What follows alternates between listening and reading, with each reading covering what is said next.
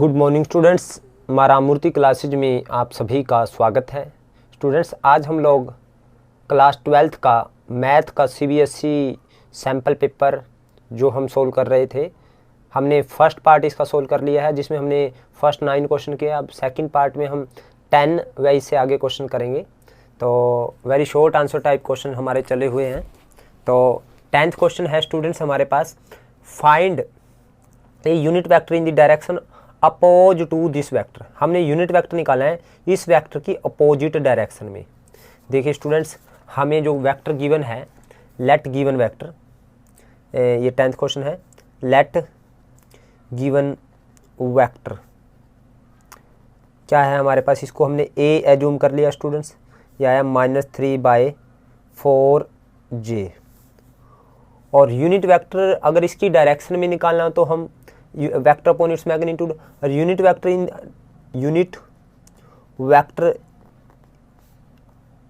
In the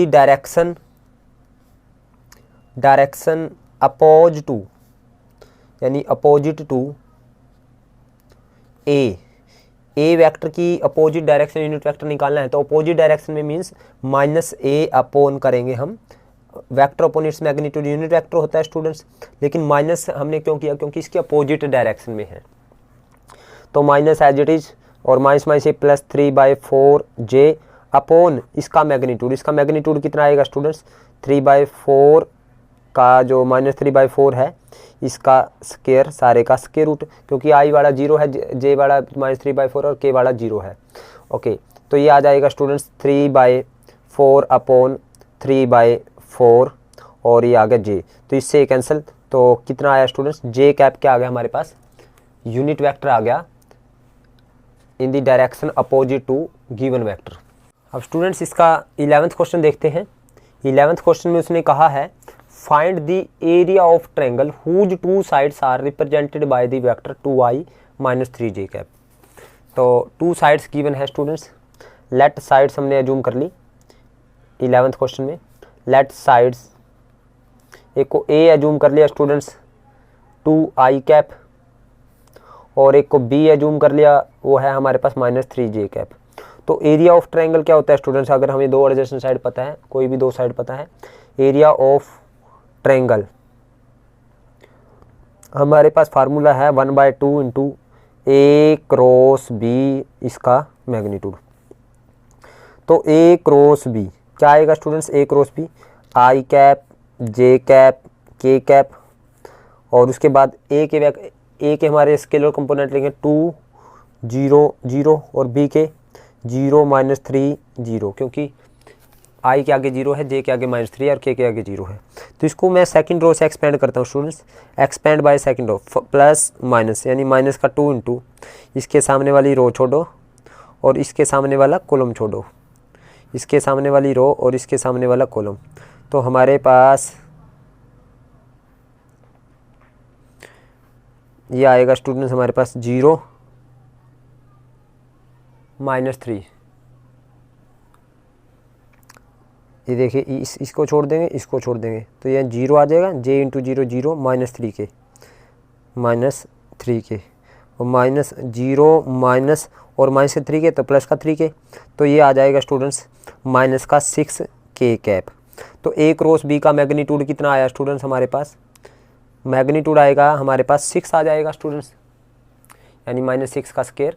okay, तो area क्या आ जाएगा स्टूडेंट्स, एरिया आ जाएगा हमारे पास half into a cross b का मैग्नीट्यूड, यानी a क्रॉस b का मैग्नीट्यूड कितना, 6, 2 3 6, तो हमारे पास आया 3 स्क्वायर यूनिट्स। अब इसका 12th क्वेश्चन देखते हैं स्टूडेंट्स। उसने कहा है, find the angle between the unit vector a and b। a और b यूनिट वेक्टर है और हमें गिवन है a + b का मैग्नीट्यूड 1। तो 12th क्वेश्चन में हम देखिए, यूनिट वेक्टर है a और b, यानी वेक्टर a और b क्या है, यूनिट वेक्टर, यानी a का मैग्नीट्यूड क्या है 1, b का मैग्नीट्यूड 1 है, क्योंकि a and b are unit vector, और a + b का हमारे पास मैग्नीट्यूड दे रखा है 1। स्टूडेंट्स यहाँ पे देखिए, a + b का मैग्नीट्यूड पता है, हमें पता है a + b के मैग्नीट्यूड का स्क्वायर किसके इक्वल होता है स्टूडेंट्स, a + b की 2 बार डॉट प्रोडक्ट, 2 बार डॉट प्रोडक्ट करेंगे स्टूडेंट्स ए प्लस बी की, तो स्टूडेंट्स यहाँ पे देखिए ए के मैग्नीट्यूड का स्क्वायर जब 2 बार डॉट प्रोडक्ट करेंगे plus B dot A plus A dot B और फिर यहाँ पे बी के मैग्नीट्यूड का स्क्वायर और स्टूडेंट्स यहाँ पे ए प्लस बी के मैग्नीट्यूड का स्क्वायर।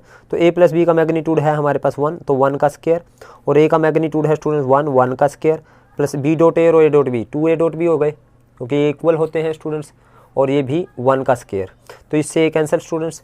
तो हमारे पास 2a डॉट बी इसके किसके इक्वल आया स्टूडेंट्स -1 के, तो a डॉट बी आ जाएगा हमारे पास यहाँ से -1/2। अब हमें डॉट ए दो वेक्टर की डॉट प्रोडक्ट पता है और उनका मैग्नीट्यूड पता है, तो हमें कोस थीटा उनके बीच का एंगल निकालने का फार्मूला है cos theta a dot B upon a का मैग्नीट्यूड b का मैग्नीट्यूड। तो a डॉट बी की वैल्यू -1/2 इंटू a का मैग्नीट्यूड 1 और b का मैग्नीट्यूड भी 1। तो स्टूडेंट्स ये आ गया हमारे पास कोस थीटा, तो कोस थीटा की वैल्यू -1/2, तो कोस थीटा -1/2 यानी कोस थीटा 1/2 है 60 पे और सेकंड क्वाड्रेंट में नेगेटिव, तो सेकंड क्वाड्रेंट में जाने के लिए cos theta is equal to हम क्या करें कोस 180 माइनस 60 सेकंड क्वाड्रेंट में जाने के लिए, तो ये को माइनस कोस 60 को हम कोस 180 माइनस 60 कह सकते हैं। तो थीटा आ गया स्टूडेंट्स हमारे पास 120 डिग्री। अब 13th क्वेश्चन करते हैं स्टूडेंट्स हम इसका। 13th क्वेश्चन क्या है देखिए, उसने कहा है ये देखिए find the direction cosine of the normal to Y Z plane. जो normal to Y Z plane है उसका डायरेक्शन कोसाइन निकालने हैं स्टूडेंट्स। ये सपोज करो वाई एक्सिस है, देखिए हमारे पास ये वाई एक्सिस है और ये जेड एक्सिस है, या देखिए यहाँ पे ये वाई एक्सिस है और ये जेड एक्सिस है और ये ऊपर खड़ी है जो ये एक्स एक्सिस है। तो ये वाई जेड प्लेन हो गया नीचे वाला, अगर ये वाई एक्सिस है और ये जेड एक्सिस है और एक्स एक्सिस ऊपर की डायरेक्शन में होगी स्टूडेंट्स, क्योंकि ये तीनों म्यूचुअली परपेंडिकुलर होती हैं स्टूडेंट्स। अगर ये वाई एक्सिस है और ये जेड एक्सिस है तो ये सारा वाई जेड प्लेन हो गया, और इससे जो नॉर्मल होता है वेक्टर वो कौन सा होता है एक्स एक्सिस, इससे नॉर्मल होती है वाई जेड प्लेन से एक्स एक्सिस नॉर्मल होती है। तो उसने कहा है find the direction cosine of normal to Y Z plane. We know हम जानते हैं 13 में वी नो हम जानते हैं X axis is normal to Y Z plane, क्योंकि एक्स एक्सिस क्या होती है नॉर्मल होती है वाई जेड प्लेन से। अगर ये एक्स एक्सिस है तो नॉर्मल होती है, it means direction ratio of x axis क्या है direction ratio of x axis क्या होते हैं स्टूडेंट्स हमारे पास 1 0 0 की फॉर्म के होते हैं एक्स एक्सिस की डायरेक्शन रेशो, और डायरेक्शन कोसाइन क्या आएंगे स्टूडेंट्स वो आएंगे 1/1 का स्क्वायर 0 का स्क्वायर प्लस 0 का स्क्वायर आगे 0 सब का स्क्वायर फिर 0, यानी ये भी आ गया हमारे पास 1,0,0। तो डायरेक्शन कोसाइन ऑफ नॉर्मल है, जो नॉर्मल का मतलब जो परपेंडिकुलर लाइन है वाई जेड प्लेन से वो एक्स एक्सिस है, तो उससे direction cosine of normal to Y Z plane के आगे 1,0,0। अब 14th क्वेश्चन देखते हैं स्टूडेंट्स। देखिए 14th क्वेश्चन में उसने कहा find the coordinate of the point where this line cut X Y plane. X Y plane को जब ये कट करेगी ये वाली लाइन, उस पॉइंट के कोऑर्डिनेट निकालने हैं। तो स्टूडेंट्स गिवन लाइन क्या है,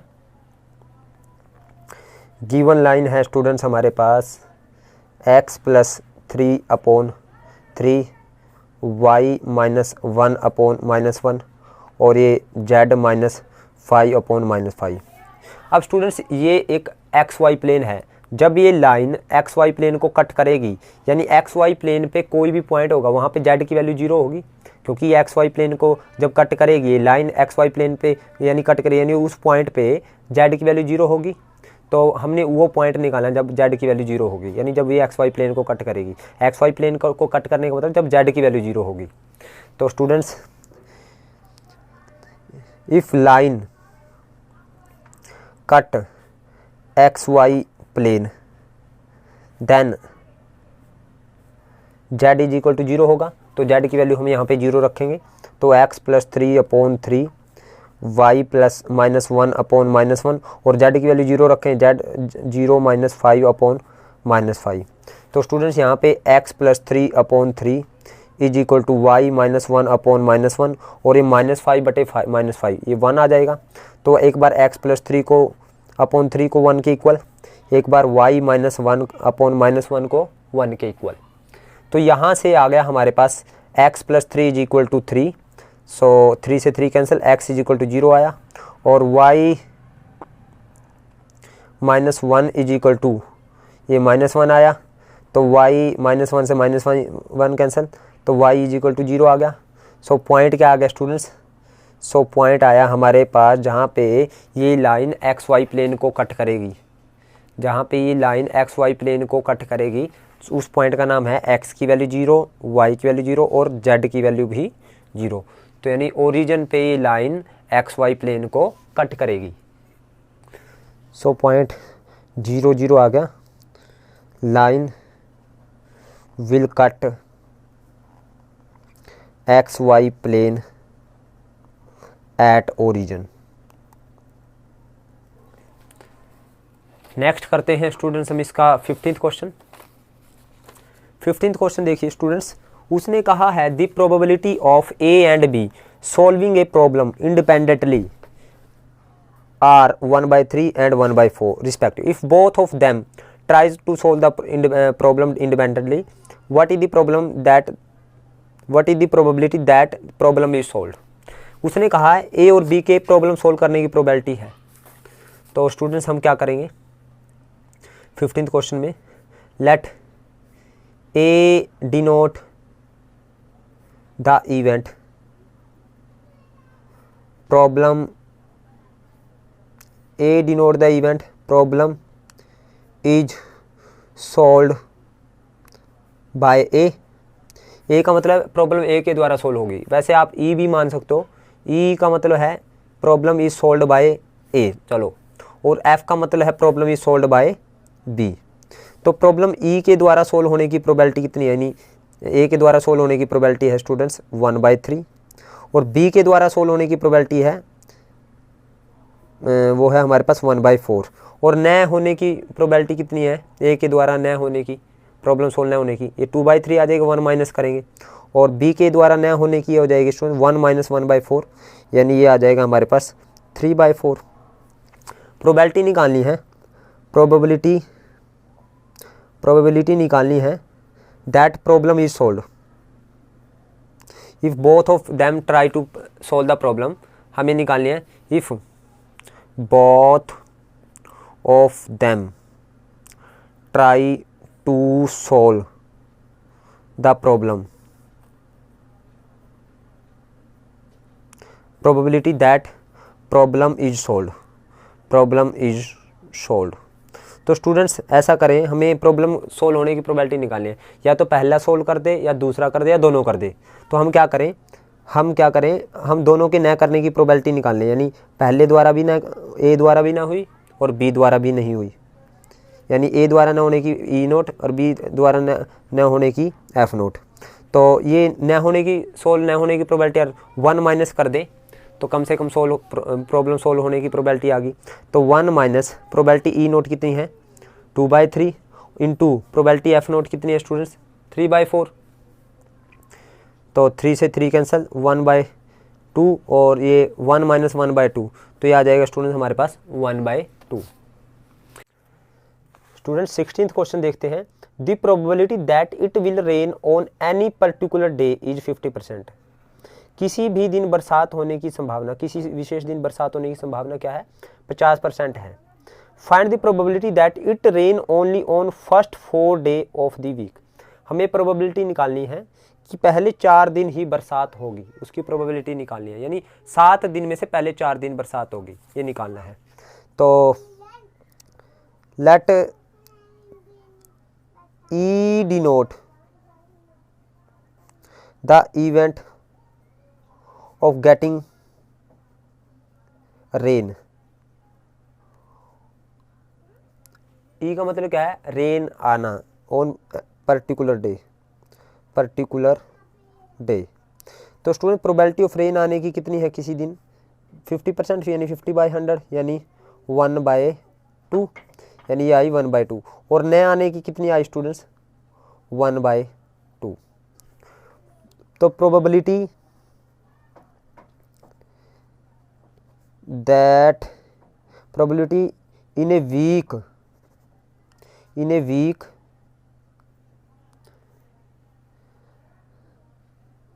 that it will rain only first 4 day, पहले 4 दिन बरसात होगी। यानी पहले 4 दिन बरसात होने का मतलब पहले दिन होगी, दूसरे दिन होगी, तीसरे दिन होगी, चौथे दिन, पांचवें दिन नहीं होगी, छठे दिन नहीं होगी और सातवें दिन नहीं होगी। ये प्रोबेबिलिटी निकालनी है स्टूडेंट्स। यानी ये 1/2 है होने की, ये 1/2, 1/2, ये 1/2 और न होने की भी 1/2 है स्टूडेंट्स। तो 1/2, 1/2, 1/2। तो यह है स्टूडेंट्स 1/2, 2 जा 4, 2 जा 8, 2 जा 16, 2 जा 32, 2 जा 64, 128 आ गया स्टूडेंट्स हमारे पास। किसी की वीक में पहले 4 दिन बरसात होगी, उसकी प्रोबेबिलिटी कितनी आई? 128। अब स्टूडेंट्स केस स्टडी क्वेश्चन आ गए। देखिए, both the case study questions are compulsory. Attempt any 4 sub parts from each question 17 to 21 and 22 to 26। हमने 17 से 21 में से कोई 4 पार्ट करने हैं, 22 से 26 में से कोई 4 पार्ट करने हैं। अब देखिए 17वां क्वेश्चन क्या है। An architect design A building for a multinational company.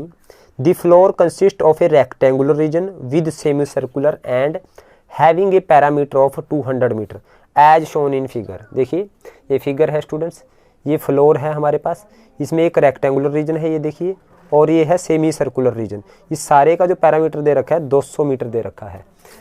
देखिए स्टूडेंट्स हमें इस तरह से गिवन है, ये सेमी सर्कुलर रीजन है और ये है हमारे पास रेक्टेंगुलर रीजन, और इस सारे का पैरामीटर दे रखा है।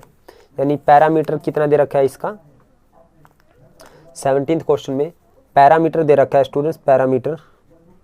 पैरामीटर दे रखा है हमें, ये दे रखा है हमें 200 मीटर। ये हमारे पास टोटल y है और ये है हमारे पास x। अब पैरामीटर होता है, देखिए पैरामीटर क्या है मेरे पास, पैरामीटर है स्टूडेंट्स ये जो लेंथ है, ये वाली लेंथ, ये सारी लेंथ कितनी है स्टूडेंट्स, ये x है यहाँ से यहाँ तक, और ये भी x है। यानी 2x तो ये हो गई, और एक होगी हमारे पास सरकमफेरेंस। और सरकमफेरेंस अगर ये y है तो y/2 हो जाएगा इसका, ये y/2 हो जाएगी इसका रेडियस। यानी ये रेडियस कितना आ जाएगा, y/2, क्योंकि ये टोटल ब्रेथ y है, तो यानी ये इसका ये सेमी सर्कल है, तो इट मीन्स यहाँ से यहाँ तक क्या आ जाएगा, रेडियस। यानी रेडियस ऑफ सेमी सर्कल कितना आ जाएगा स्टूडेंट्स, y/2, और लेंथ ऑफ रेक्टेंगल है x और ब्रेथ है y। तो लेंथ ऑफ रेक्टेंगल कितनी है, x, और ब्रेथ कितनी है स्टूडेंट्स, y है। तो अब देखिए पैरामीटर दे रखा है स्टूडेंट, पैरामीटर कितना है, एक तो x तो ये होगी x प्लस x, एक तो पैरामीटर दे रखा है स्टूडेंट्स हमें, पैरामीटर दे रखा है हमें 200 मीटर। यानी x ये हो गया, x ये हो गया, 2x तो ये होगी, और एक हो गया सरकमफेरेंस, यानी सरकमफेरेंस ये वाली सरकमफेरेंस होगी एक सर्कल की, यानी 2πr। r कितना है स्टूडेंट्स मेरे पास, यानी रेडियस है y/2, 2πy/2। ये किसके इक्वल है, 200 के इक्वल है। तो 2 से 2 कैंसिल। तो स्टूडेंट्स उसने ये कहा है first question, if x and y represent the length and breadth of the rectangular region then the relation between the variable के बीच में रिलेशन निकालनी है। तो देखिए स्टूडेंट्स रिलेशन ये बन गई हमारे पास 2x plus pi y is equal to 200। तो ये रिलेशन बन गई। तो दिस इज फर्स्ट पार्ट, यानी रिलेशन बिटवीन द वेरिएबल, वो कितनी आई स्टूडेंट्स हमारे पास 2x प्लस पाई y। यानी इसका आंसर आया, आंसर B इज कोरेक्ट। तो आपके पास ये MCQ है स्टूडेंट्स, ये इसका ये वाला आंसर हमारे पास क्या है, कोरेक्ट है। अब इसका सेकंड पार्ट देखते हैं स्टूडेंट्स। सेकंड पार्ट में उसने कहा the area of rectangular region is a express as function of x is. अब स्टूडेंट्स हमें ये A है हमारे पास रेक्टेंगुलर रीजन का एरिया, तो हमें A निकालना है इन फंक्शन ऑफ x। तो स्टूडेंट्स एरिया क्या आएगा, सेकंड एरिया आएगा हमारे पास length into breadth, length into breadth. अब लेंथ कितनी है स्टूडेंट मेरे पास x, और ब्रेथ कितनी है, वो है y। अब y की वैल्यू यहाँ से निकालेंगे स्टूडेंट्स हम, इन टर्म ऑफ x में कहा है ना उसने, तो y आ जाएगा मेरे पास यहाँ से फ्रॉम 1, यहाँ से y की वैल्यू आ जाएगी मेरे पास 200 माइनस 2x अपॉन पाई। यहाँ से देखिए 200 माइनस 2x यानी x into 200 minus 2x upon pi, pi नीचे आ गया स्टूडेंट्स। तो this is relation, this is the area of rectangular region. ये है हमारे पास इसमें 2 by x by 100 x by pi यानी x by pi 200 minus 2x। इसको स्टूडेंट्स हम ऐसे भी लिख सकते हैं, 2 कॉमन ले लिया हमने यहाँ से, और x को ये अंदर बच जाएगा हमारे पास 100 और माइनस x बच जाएगा, और ये x बाहर वाला अंदर मल्टीप्लाई हो जाएगा, तो 100x और x स्क्वायर और डिवाइड में पाई। तो इसमें ये आंसर है स्टूडेंट्स हमारे पास 2 by pi 100x minus x square. तो ये है हमारे पास फर्स्ट, यानी कोरेक्ट आंसर कितना है, कोरेक्ट आंसर है स्टूडेंट्स हमारे पास ए। अब इसका थर्ड पार्ट देखते हैं स्टूडेंट, थर्ड पार्ट क्या कहते हैं देखते हैं। उसने कहा the maximum value of area A is, maximum value कितनी है एरिया ए की, एरिया ए की हमें मैक्सिमम वैल्यू निकालनी है। अब स्टूडेंट्स अगर हमें मैक्सिमम वैल्यू निकालनी है इसकी एरिया की, तो हम एरिया मेरे पास कितना है 2 by pi into 100x minus x के, तो हम इसका डेरिवेटिव करेंगे, जब भी मैक्सिमाइज मिनिमाइज करना है तो उसको डेरिवेटिव करें, तो D A by D x निकालेंगे, तो D A by D x आएगा 2 बाई पाई तो कॉन्स्टेंट है 100 माइनस 2x।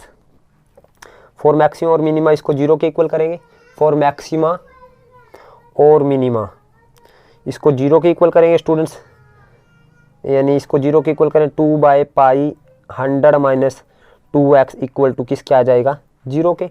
तो यानी यहाँ से 100 माइनस 2x ये 0 की साइड में चला गया तो 0 हो गया। तो स्टूडेंट्स यहाँ पे x आ जाएगा हमारे पास 50। अब x पे सेकंड डेरिवेटिव चेक करेंगे, x की इस वैल्यू पे सेकंड डेरिवेटिव हम चेक करेंगे, अगर वो नेगेटिव आ गया तो एरिया हमारे पास मैक्सिमम है। तो डी स्केयर ए अपॉन डी एक्स स्केयर निकाल लें, तो वो आ गया हमारे पास 2 बाई पाई इंटू माइनस 2, तो यानी नेगेटिव है सेकंड डेरिवेटिव, तो एरिया क्या है मैक्सिमम है, एरिया इज मैक्सिमम कहाँ पे है x इज इक्वल टू 50 पे, at x is equal to 50, तो x इज इक्वल टू 50 पे एरिया मैक्सिमम है, तो x की वैल्यू 50 हम यहाँ पे रखेंगे तो मैक्सिमम एरिया आ जाएगा। तो a is equal to 2 by pi और x की वैल्यू 50 रखें, यहाँ पे 100 मल्टीप्लाई 50 माइनस 50 का स्केयर, तो स्टूडेंट्स ये आ जाएगा 50 का स्केयर, तो यानी a आ गया हमारे पास मैक्सिमम एरिया आया 2 बाई पाई, तो 5000 माइनस 2500 ये आ जाएगा 2500। तो स्टूडेंट्स 25 दूनी 50 यानी 5000 divide by pi square metre आ गया हमारे पास एरिया, यानी स्क्वायर मीटर, यानी 5000 बटे पाई, यानी इसका आंसर आया 3, यानी ऑप्शन सी इज करेक्ट, यानी करेक्ट ऑप्शन कितना है, करेक्ट ऑप्शन आया हमारे पास सी। सो स्टूडेंट्स नेक्स्ट करते हैं हम इसका फोर्थ पार्ट। फोर्थ पार्ट क्या है, उसने बोला है the CEO of the multinational company is interested in maximize the area of the whole floor including the semi circular and for this to happen the value of x should be. अगर वो यानी जो सारा area है जो हमारे पास whole area है इंक्लूडिंग सेमी सर्कुलर, उस सारे को हम मैक्सिमाइज करना चाहता है, यानी वो इस सारे एरिया को मैक्सिमाइज करना चाहता है, तो x की वैल्यू क्या होगी तब हमें निकालना है। तो टोटल एरिया क्या आएगा, यानी हमारे पास फोर्थ पार्ट में टोटल एरिया क्या आएगा स्टूडेंट्स, हमारे पास टोटल एरिया आएगा हमारे पास, एक तो सर्कल का एरिया आ जाएगा यानी पाई आर स्क्वायर प्लस रेक्टेंगल का एरिया, रेक्टेंगल यानी टोटल एरिया आएगा हमारे पास पाई आर स्क्वायर प्लस रेक्टेंगल का length into breadth, length into breadth. अब ए पाई एज इट इज, आर की वैल्यू कितनी है y/2, तो y/2 का स्क्वायर प्लस लेंथ है हमारे पास x और ब्रेथ है y, तो स्टूडेंट्स हमारे पास अब y ब्रेथ है और x लेंथ है। अब मेरे पास दो वेरिएबल है, हमें इसको एक में चेंज करना पड़ेगा, हमें x की वैल्यू, तो y की वैल्यू हमने चेंज कर रखी है स्टूडेंट्स। तो हमें पता है स्टूडेंट्स, यहाँ से देख सकते हो y किसके इक्वल है 200 माइनस 2x अपॉन पाई। तो y की वैल्यू रखेंगे हम पाई 200 माइनस 2x अपॉन पाई, और इसका स्केयर है स्टूडेंट्स, और अपॉन 2 है, 2 का स्केयर है स्टूडेंट्स। तो 2 का स्केयर है तो यहीं पे लिख देते हैं 2 का स्केयर, तो यानी 2 का भी स्केयर है, तो यहाँ इसके डाउन में लिख दिया। तो y की वैल्यू रखी upon 2 plus x into y की वैल्यू अगेन रखी हमने 200 माइनस 2x अपॉन पाई। तो स्टूडेंट्स यहाँ से हमारे पास देखिए, यहाँ से हमारे पास 200 minus 2x upon pi common आ गया, तो सारे के अंदर बच गया स्टूडेंट्स हमारे पास पाई बाय 2, पाई बाय 2 का स्केयर, और यहाँ पे हमारे पास एक बच गया पाई बाय 2 का स्केयर, 2 का स्केयर बच गए, और एक बच गया हमारे पास 2 का स्केयर, ये हो गया 4, और ये एक चीज़ बाहर आ गई हमारे पास स्टूडेंट्स, एक बच गया 200 माइनस 2x अपॉन पाई बन गया स्टूडेंट्स, और प्लस यहाँ से ये तो सारा बाहर आ गया, ये बच गया हमारे पास x। तो स्टूडेंट्स पाई से पाई कैंसिल, हमारे पास जो बचा है अब वो बचा है स्टूडेंट्स हमारे पास a इज इक्वल टू,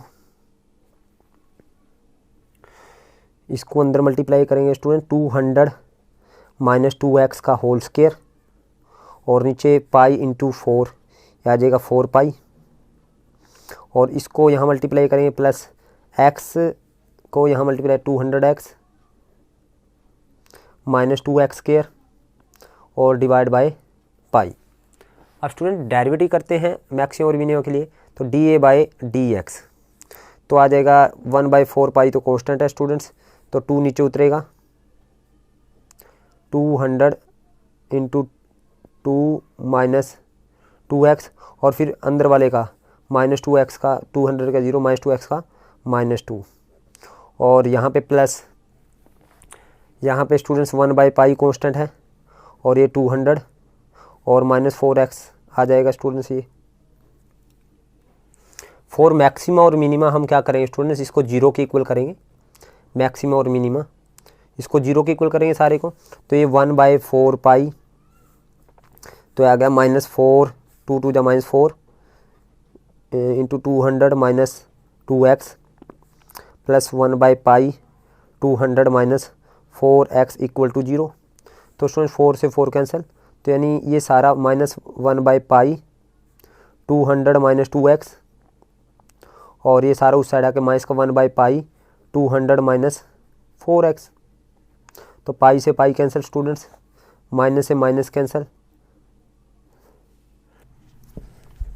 तो स्टूडेंट्स हमारे पास बचे 200 minus 2x is equal to 200 minus 4x, 200 से 200 कैंसिल, तो यहाँ से -2x is equal to -4x, तो ये आ गया -2x, उस साइड आके प्लस का 2x, या इसको इस साइड में लेके आए, तो ये माइनस का 2x प्लस का 4x इक्वल टू 0, तो 2x इक्वल टू 0, तो x इज इक्वल टू कितना आया 0। तो यानी हमारे पास इसका जो आंसर आया है, यानी x की किस वैल्यू पे ये हमारे पास मैक्सिमाइज होगा, तो 0 पे, यानी x is equal to 0 metre, यानी a हमारे पास करेक्ट आंसर कितना आया, करेक्ट आंसर आया हमारे पास 0, x इज इक्वल टू 0, यानी a ऑप्शन है। अब स्टूडेंट्स फिफ्थ पार्ट है, the extra area generated if the area of the whole floor is maximize. अगर सारे फ्लोर के एरिया को मैक्सिमाइज किया जाए तो कितना एक्स्ट्रा एरिया जनरेटेड होगा।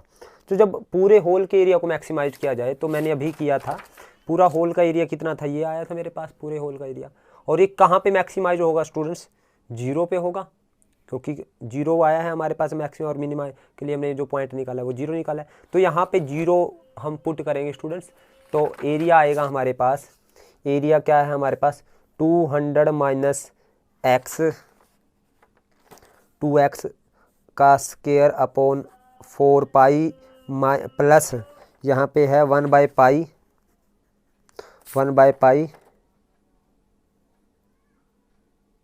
Into 200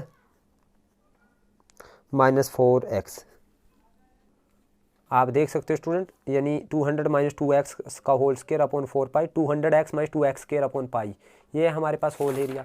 200x minus 2x square, यहाँ पे 2x स्क्वायर है, अपॉन है हमारे पास पाई, अपॉन है पाई। तो स्टूडेंट्स अब x की वैल्यू 0 रखें, put x is equal to 0, तो 200 माइनस 2 इंटू 0 का स्क्वायर अपॉन 4 पाई और plus 1 by pi into 200x है ये, यानी 0 माइनस 2 इंटू 0 का स्क्वायर। तो एरिया आया स्टूडेंट्स हमारे पास, यानी 200 का स्क्वायर 40,000 अपॉन 4 पाई, तो ये 10,000 अपॉन पाई आया, तो एरिया आया 10,000 अपॉन पाई, यानी होल एरिया आया हमारे पास 10,000 अपॉन पाई। और एरिया ऑफ हमारे पास, एरिया ऑफ रेक्टेंगुलर रीजन क्या था, रेक्टेंगुलर रीजन वो आया था स्टूडेंट्स हमारे पास 5,000 अपॉन पाई। तो एरिया ऑफ सर्कुलर रीजन कितना आया, एरिया ऑफ सर्कुलर रीजन वो आ जाएगा स्टूडेंट्स, हम इसमें से 10,000 अपॉन पाई में से 10,000 अपॉन पाई में से अपॉन पाई माइनस करेंगे स्टूडेंट्स, तो ये आ जाएगा हमारे पास 5,000 अपॉन पाई। तो उसने पूछा कितना एक्स्ट्रा एरिया जनरेट हुआ, कुछ भी जनरेट नहीं हुआ, यानी no change, both the area are equal. ये भी 5,000 अपॉन पाई है और ये भी, यानी answer D is correct. Next करते हैं स्टूडेंट्स 18th क्वेश्चन, जो सेकंड केस स्टडी क्वेश्चन है 18th, उसको करते हैं। In an office 3 employee Vinay, Sonia and Iqbal processes income copies of a certain form. Vinay process 50% of the form, Sonia process 20%, or Iqbal the remaining 30% of the form. Vinay has an error 0.06, Sonia has an error 0.04 and Iqbal has an error 0.03. तो उसने पूछा है conditional probability निकालनी है, error is committed in processing given that Sonia processed the form. देखिए, तो let हमने assume कर लिया स्टूडेंट्स 18th क्वेश्चन में, let E1 denote the form is process by, form is process by, हमारे पास कौन कौन है, विनय, और E2 है हमारे पास सोनिया, और E3 है स्टूडेंट्स हमारे पास, E3 हमने एज्यूम कर लिया विनय, सोनिया और इकबाल। वो कहता है 30% ऑफ द फॉर्म, यानी 50% तो विनय, यानी प्रोबेबिलिटी ऑफ विनय की फॉर्म प्रोसेस करने की कितनी है 50%, यानी 50/100, और सोनिया की कितनी है, E2 है 20/100, और E3 कितना है स्टूडेंट्स हमारे पास 30/100। तो स्टूडेंट सबसे 0 से 0 कैंसिल हो गई हमारे पास, 5/10, ये आया 5/10, ये आया 2/10 और ये आया 3/10। और let A denote the error,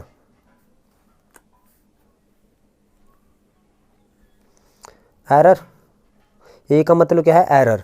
तो प्रोबेबिलिटी एरर किसके द्वारा, विनय के द्वारा कितनी परसेंट एरर 0.06, यानी E1 के द्वारा कितनी है 0.06। प्रोबेबिलिटी एरर की किसके पॉइंट, सोनिया के द्वारा, E2 के द्वारा कितनी है 0.04। प्रोबेबिलिटी एरर की E3 के द्वारा कितनी है 0.03। अब देखिए स्टूडेंट्स उसने क्या पूछा है, the conditional probability that an error is committed in processing given that Sonia process the form is. जब सोनिया के एरर प्रोसेस करने की प्रोबेबिलिटी कितनी है स्टूडेंट्स, सोनिया के प्रोसेस एरर प्रोसेस करने की, यानी ए का मतलब एरर, और किसके द्वारा, सोनिया के द्वारा 0.04, यानी करेक्ट आंसर कितना आया, जो फर्स्ट का करेक्ट आंसर आया वो आया 0.04, यानी जो फर्स्ट पार्ट है इसका जो आंसर आएगा हमारे पास बी इज करेक्ट। हमें निकालना था प्रोबेबिलिटी A/E2 जब एरर आई है सोनिया के द्वारा 0.04। अब सेकंड पार्ट का आंसर देखते हैं। The probability that Sonia process the form and committed an error is. अब प्रोबेबिलिटी निकालनी है, सोनिया ने प्रोसेस फॉर्म को प्रोसेस किया है और उसके एरर होने की प्रोबेबिलिटी निकालनी है। देखिए students, the probability that Sonia process the form, यानी सोनिया को प्रोसेस करेगी फॉर्म को, एंड कमिटेड एन एरर, यानी सोनिया प्रोसेस करेगी, प्रोबेबिलिटी निकालनी है, यानी प्रोसेस करने को ई, एंड का मतलब इंटरसेक्शन, तो इंटरसेक्शन और एरर करने को हमने क्या एज्यूम किया स्टूडेंट्स, ए, यानी ई एंड ए निकालना है। तो स्टूडेंट्स हमने फॉर्मूला किया है प्रोबेबिलिटी ऑफ ए बाय, यानी एरर को हमने ए कहा है, अपॉन E2। ये फार्मूला क्या रहेगा स्टूडेंट्स, यानी इसका फार्मूला क्या रहेगा हमारे पास प्रोबेबिलिटी ए बाई E2 का, यानी probability of A by E2 का अगर मैं फार्मूला कहूँ तो वो आएगा स्टूडेंट प्रोबेबिलिटी दोनों की इंटरसेक्शन की, यानी कंडीशनल प्रोबेबिलिटी है ना, दोनों की इंटरसेक्शन की, यानी E intersection A upon probability E2। Students हमारे पास यह प्रोबेबिलिटी ए बाई E2 हमने निकाल लिया है, हमें ये निकालना है। तो प्रोबेबिलिटी ए बाई E2 आया है स्टूडेंट हमारे पास 0.04, और upon probability E upon E intersection A है, हमें निकालना है, और बटे E2 है, तो E2 प्रोबेबिलिटी E2 की प्रोबेबिलिटी है हमारे पास, E2 की प्रोबेबिलिटी आप देखिए 2/10 है, तो यहाँ पे मल्टीप्लाई में 2/10 करेंगे स्टूडेंट्स, तो ये आ जाएगा स्टूडेंट्स हमारे पास 2 चौके 8, यानी 0.008 आ जाएगा स्टूडेंट्स हमारे पास। ये किसकी प्रोबेबिलिटी है, प्रोबेबिलिटी यानी 2 4 8.008 आ जाएगा, प्रोबेबिलिटी ई इंटरसेक्शन ए की प्रोबेबिलिटी आ गई हमारे पास, यानी वो प्रोसेस करेगी फॉर्म को और उसका एरर आएगी, ये कंडीशनल प्रोबेबिलिटी है स्टूडेंट्स। अब थर्ड देखते हैं students, the probability of committed an error processing of the form is. Third निकालना है students total probability of committing an error, यानी एरर होने की प्रोबेबिलिटी निकालनी, टोटल ऑफ प्रोबेबिलिटी, यानी टोटल प्रोबेबिलिटी निकालनी है एरर होने की, यानी एरर होने को हमने ए बोला है, यानी प्रोबेबिलिटी ए निकालनी है, यानी ऐसा हो जाए एरर हो जाए, यानी पहले द्वारा, यानी पहला पर्सन कौन था स्टूडेंट्स हमारे पास, विनय के द्वारा एरर हो जाए, हमें टोटल प्रोबेबिलिटी निकालना, हमें नहीं पता चाहे सोनिया करे, चाहे विनय करे, और चाहे इकबाल करे, यानी अगर सोनिया सेलेक्ट हो जाता, यानी हमारे पास विनय सेलेक्ट हो जाता तो प्रोबेबिलिटी एरर होने की विनय द्वारा, और अगर सोनिया सेलेक्ट होती है, E2 सेलेक्ट होती है, प्रोबेबिलिटी हम एरर की प्रोबेबिलिटी निकालेंगे E2 द्वारा, और मीन्स प्लस प्रोबेबिलिटी E3, और अगर इकबाल सेलेक्ट है तो प्रोबेबिलिटी ऑफ एरर होने की E3 द्वारा। तो स्टूडेंट प्रोबेबिलिटी E1 कितनी है हमारे पास, प्रोबेबिलिटी E1 आई थी हमारे पास 5/10, probability of A by E1 आई थी हमारे पास 0.06, प्रोबेबिलिटी ऑफ E2 आई थी स्टूडेंट्स हमारे पास 2/10, और probability of A by E2 आई थी हमारे पास स्टूडेंट्स 0.04, प्रोबेबिलिटी ऑफ E3 आई थी स्टूडेंट्स हमारे पास 3/10, और प्रोबेबिलिटी ए बाई E3 आई थी 0.03। तो स्टूडेंट्स 10 सबका एलसीएम हो गया, तो 0.30 प्लस 2 चुके 8 0.08 प्लस 3 तीनों 0.09, तो ये आ गया स्टूडेंट्स 0.47 डिवाइड बाई 10, यानी ये आया 0.047। तो करेक्ट आंसर कितना है, सी, करेक्ट ऑप्शन है हमारे पास सी, करेक्ट ऑप्शन क्या है, सी। फोर्थ पार्ट है students, the manager of the company want to do quality check during the inspection, he select a form at random from the day output of the process form. If the form selected is at random has an error, the probability that the form is not processed by the winner. उसने कहा है manager quality check करना चाहता है और inspection करता है, inspection करने के दौरान वो एक प्रोसेस्ड फॉर्म को जो प्रोसेस हो चुका है उसको निकालता है और उसमें एक एरर पाई जाती है, ये बताओ कि वो विनय द्वारा नहीं पाई गई, तो यानी विनय द्वारा एरर नहीं की गई, यानी या तो वो इकबाल द्वारा या वो सोनिया द्वारा एरर की गई, तो हम विनय द्वारा एरर करने की प्रोबेबिलिटी निकाल करके उसको 1 माइनस कर देंगे, तो या तो सोनिया की बच जाएगी या वो इकबाल की, तो यानी बेस थ्योरम लगेगी स्टूडेंट्स यहाँ पे, यानी probability that error is not processed by Vinay, इसकी प्रोबेबिलिटी क्या होगी स्टूडेंट्स, यानी 1 माइनस हम क्या करेंगे विनय द्वारा निकालें, यानी प्रोबेबिलिटी E1 यानी एरर होने की, यानी एरर आने की प्रोबेबिलिटी बाय E1 यानी विनय द्वारा, तो स्टूडेंट्स इसका फार्मूला क्या रहेगा, बेस थ्योरम, यानी probability of event, probability A by event upon probability of event, probability A by event plus probability E two, probability A by E two plus probability E three, probability A by E three. Students अगर आपने elements of mathematics किया है तो पहली 5 exercise से 5 question बन रहे हैं। ये 6th एक्सरसाइज से क्वेश्चन है, इससे पहले वाला 5th एक्सरसाइज से था। तो ये बेस थ्योरम का क्वेश्चन है। तो ये 1 माइनस प्रोबेबिलिटी ऑफ इवन है स्टूडेंट्स हमारे पास, यानी प्रोबेबिलिटी ऑफ इवन कितनी है स्टूडेंट्स हमारे पास 5/10, और ए बाई इवन आई थी स्टूडेंट्स हमारे पास, probability of A by even थी हमारे पास 0.06। ये इसके डाउन में सिर्फ स्टूडेंट्स ये माइनस यहाँ नहीं है, तो 1 minus 5/10 into 0.06 upon 5/10 into 0.06 plus 2/10 into 0.04 plus 3/10 है वो प्रोबेबिलिटी E3 की, और 0.03। तो स्टूडेंट्स ये 1 माइनस ये ऊपर से 10 एलसीएम, तो 5 के 30.30 और डिवाइड में 10 एलसीएम 0.30 प्लस 0.08 प्लस 0.09। तो स्टूडेंट 10 से 10 कैंसिल, तो ये 1 माइनस आया स्टूडेंट, 1 माइनस ऊपर से हमारे पास 0.30 और डिवाइड में 0.47, तो पॉइंट से पॉइंट कैंसिल, तो ये आ जाएगा 47 एलसीएम 47 माइनस 30, तो ये आ जाएगा स्टूडेंट 17/47। तो करेक्ट आंसर है स्टूडेंट्स इसका हमारे पास, इसका करेक्ट आंसर आएगा हमारे पास, ये है करेक्ट ऑप्शन है डी, आप देख सकते हो डी। तो D is correct answer, correct answer.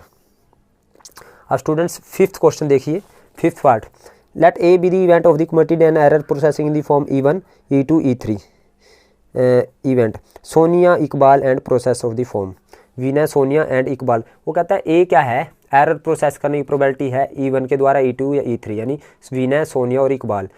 अब स्टूडेंट्स हमें प्रोबेबिलिटी EI/A निकालना है, तो अगर हमें ये निकालना होता स्टूडेंट्स प्रोबेबिलिटी A/EI, अगर ये निकालना है I = 1 to n, तो हमें पता है ये क्या है, बेस थ्योरम, और बेस थ्योरम में सबकी प्रोबेबिलिटी, यानी इसका मतलब ये है स्टूडेंट हमें प्रोबेबिलिटी A/E1 निकालना है। 1 रखेंगे I की वैल्यू 1 to 3 है, और प्रोबेबिलिटी A/E2 निकालना है प्लस प्रोबेबिलिटी ऑफ A/E3 निकालना है, और ये सभी की टोटल प्रोबेबिलिटी कितनी होगी स्टूडेंट्स 1 होगी, यानी प्रोबेबिलिटी A/EI किसके इक्वल आएगा स्टूडेंट्स हमारे पास I = 1 to 3, यानी ये सब 1 आ जाएगा ना, टोटल प्रोबेबिलिटी हमारे पास 1 होगी, यानी मिस्टेक जो हमारे पास किसके द्वारा की गई है एरर, पहले यानी E1 के द्वारा की गई, E2 यानी E1 मीन्स हमारे पास है विनय, E2 है सोनिया और E3 है इकबाल, तो तीनों के द्वारा एरर होने की प्रोबेबिलिटी 1 आएगी टोटल।